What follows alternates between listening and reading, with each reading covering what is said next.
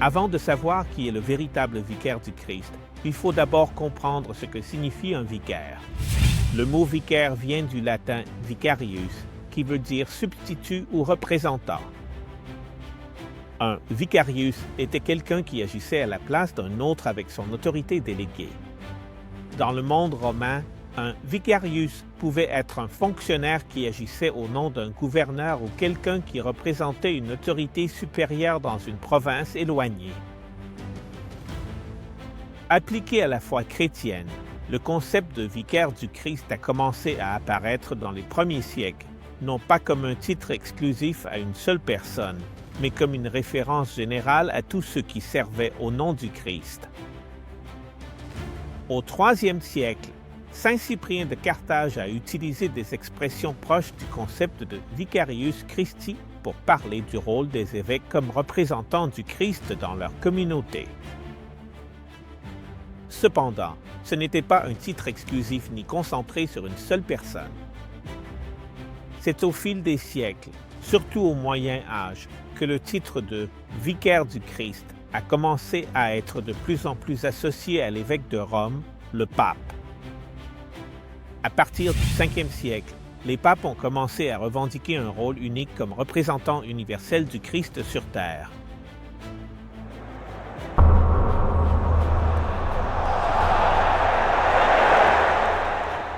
Déjà en l'an 495, le pape Gélase Ier a fait référence au pape comme ayant la plénitude du pouvoir dans l'Église et au XIIIe siècle, le pape Innocent III s'est proclamé explicitement Vicarius Christi, autrement dit, le vicaire du Christ.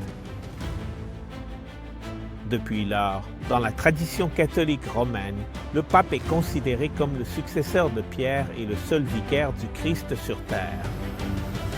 Mais était-ce vraiment l'intention de Jésus?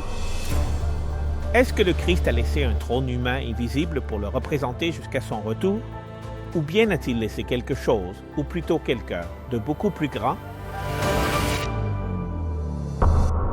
Du cœur de Rome, là où les dirigeants religieux et politiques sont pleurés, et les trônes laissés vides, le pasteur Duran nous guide à travers une série de messages qui ébranlent la conscience, mais qui nous emmènent au-delà du deuil et au-delà de l'histoire, vers le seul qui a vaincu la mort. Quand les papes et les rois meurent,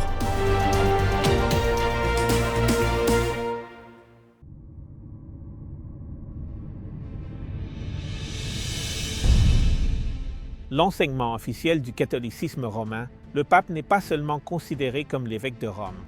Il est proclamé le vicaire du Christ, le représentant suprême du Christ sur la terre, sans égal.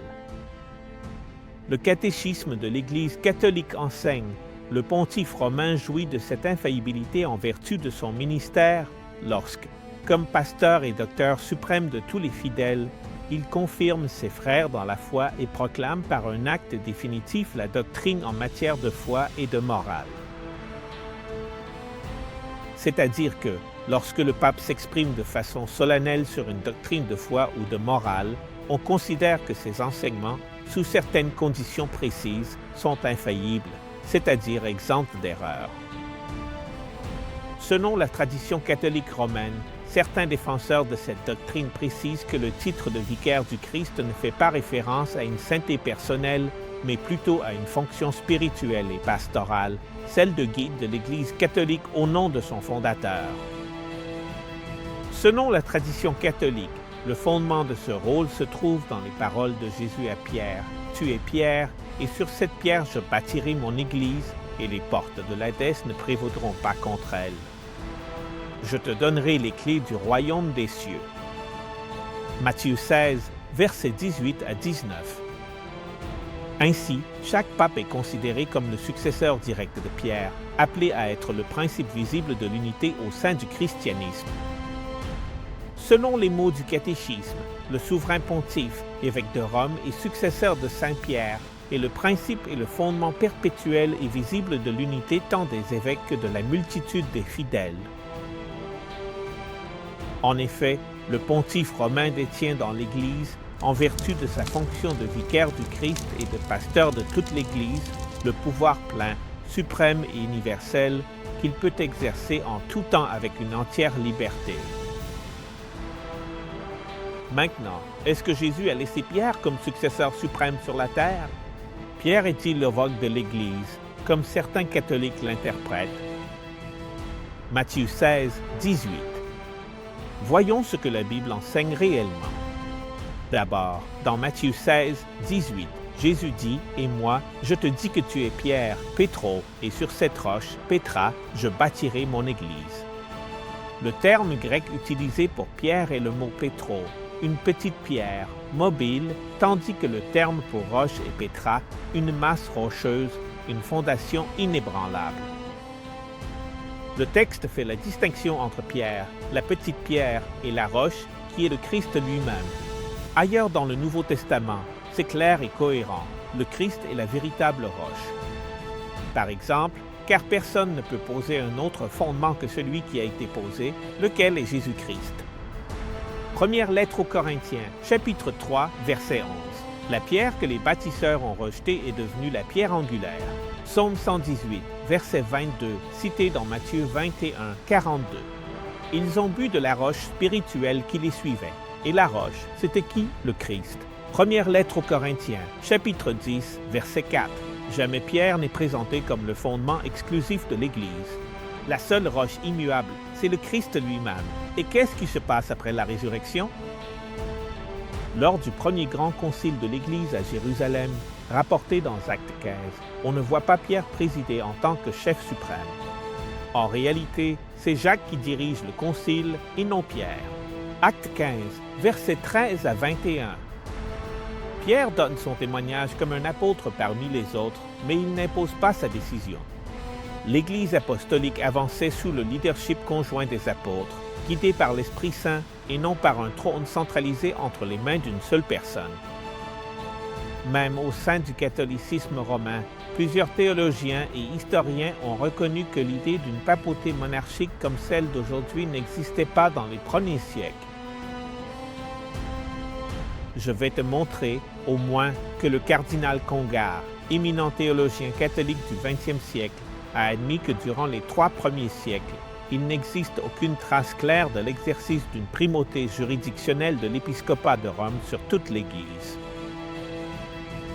Le développement d'une papauté centralisée est apparu graduellement, notamment et surtout après la conversion historique de Constantin au IVe siècle. À ce moment-là, le christianisme s'est lié au pouvoir politique. Dans l'histoire de la papauté, peu de documents ont été aussi influents et aussi problématiques que la fameuse donation de Constantin. Je t'explique un peu.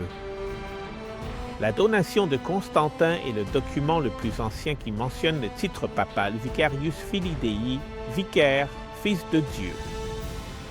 Selon ce texte, l'empereur Constantin aurait conféré au pape l'autorité suprême sur Rome, sur l'Empire d'Occident et sur l'Église. Pendant près de 600 ans, on a cru qu'il était authentique et il a été utilisé par près de 10 papes comme preuve de leur autorité temporelle et spirituelle. Même des figures catholiques ultérieures comme Lucio Ferrari, dans son ouvrage Pronta Bibliotheca du XIIIe siècle, l'ont cité pour défendre la suprématie papale. Mais tout cela était une falsification. En 1440, l'humaniste Lorenzo Valla, secrétaire du pape Nicolas V, a démontré, grâce à la critique littéraire et philologique, que le document ne pouvait pas avoir été rédigé à l'époque de Constantin. Les mots, le style et les références appartenaient au IXe siècle et non au IVe. Par la suite, d'autres érudits catholiques comme Nicolas de Cues ont confirmé la fausseté du document. Malgré cela, le mal était déjà fait. Le titre et l'autorité revendiquée avaient été introduits et intégrés dans la tradition papale. On croit que l'auteur de cette falsification était celui qu'on connaît sous le nom de Jean, le diacre de Rome. Même des siècles plus tard, l'existence du titre Vicarius Filii Dei continuait de susciter la controverse. En 1914, la revue catholique Nord Visiteur du Dimanche reconnaissait que les lettres de la tiare papale correspondaient à ce titre. Ils l'ont admis de nouveau en 1915. Cependant, Quelques années plus tard, en 1917 et 1941, la même publication a tenté de se rétracter, affirmant que le titre n'était pas officiellement inscrit sur la tiare papale. La réalité, c'est que même si le titre n'était pas gravé sur une couronne, il a été utilisé pendant des siècles comme expression de l'autorité papale et ses racines ne proviennent pas des Écritures, mais bien d'une falsification médiévale. N'est-ce pas frappant? Un faux document, une tradition bâtie sur une tromperie, une autorité qui prétend venir de Dieu basée sur ce que l'histoire a révélé comme étant une fraude. Quand Jésus a fondé son Église, il n'a pas remis les clés de son royaume à des pouvoirs terrestres ni à des falsifications humaines. Il a donné son Saint-Esprit, il a donné sa vérité et c'est lui-même, et non d'autres, qui demeure le vrai roi et berger de son peuple. Pierre n'a pas fondé un trône humain. Le Christ n'a pas laissé un homme pour être son successeur suprême. Alors, qui est le véritable vicaire, le représentant du Christ? Quand le Christ est monté au ciel, il n'a laissé ni trône vide ni couronne à partager. Il n'a pas délégué son autorité suprême à des hommes dotés de pouvoirs politiques ou religieux.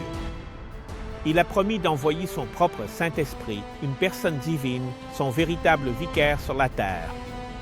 Jésus a promis d'envoyer quelqu'un qui continuerait son œuvre, non pas pour le remplacer, mais pour le rendre présent en chacun. Et moi, je prierai le Père, et il vous donnera un autre consolateur afin qu'il soit avec vous pour toujours, l'Esprit de vérité. Jean 14, 16. Jésus envoie un autre consolateur, le Paraclet en grec, un être de même nature que lui, pas un trône humain, mais une personne divine et éternelle. Le Saint-Esprit est appelé un autre consolateur parce que Jésus lui-même était le premier consolateur. L'Esprit viendrait pour poursuivre sa mission. Jésus décrit l'Esprit comme quelqu'un qui enseignera, rappellera et guidera vers toute la vérité. Mais le consolateur, le Saint-Esprit, que le Père enverra en mon nom, lui vous enseignera toutes choses et vous rappellera tout ce que je vous ai dit. Jean 14, 26.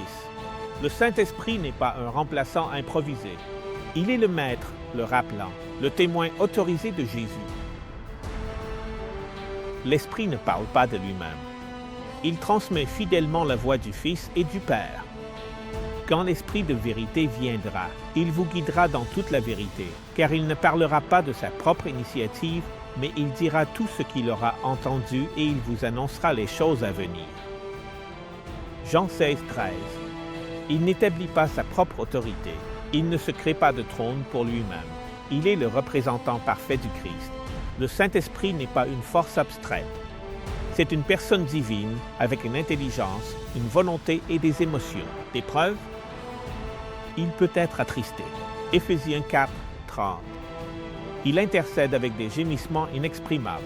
Romains 8, versets 26 à 27. Il parle clairement aux croyants. Acte 13, 2. Il prend des décisions souveraines. Acte 15, 28. Seule une personne peut ressentir, décider, parler et guider de cette façon. Le Saint-Esprit est le vicaire vivant et personnel du Christ sur la terre. La présence du Saint-Esprit chez les croyants est la preuve suprême d'appartenir au Christ. Si quelqu'un n'a pas l'Esprit du Christ, il ne lui appartient pas, dit Romains 8, 9. Ce n'est pas d'appartenir à une hiérarchie humaine qui définit un chrétien, c'est d'avoir le Saint-Esprit qui habite en nous. Le Saint-Esprit est le roc invisible qui nous soutient, chacun de ceux qui forment l'Église. Ce n'est pas un trône de pierre, ni un édifice humain, ni un héritage politique. C'est le Dieu vivant qui habite dans chaque cœur qui se rend à Christ.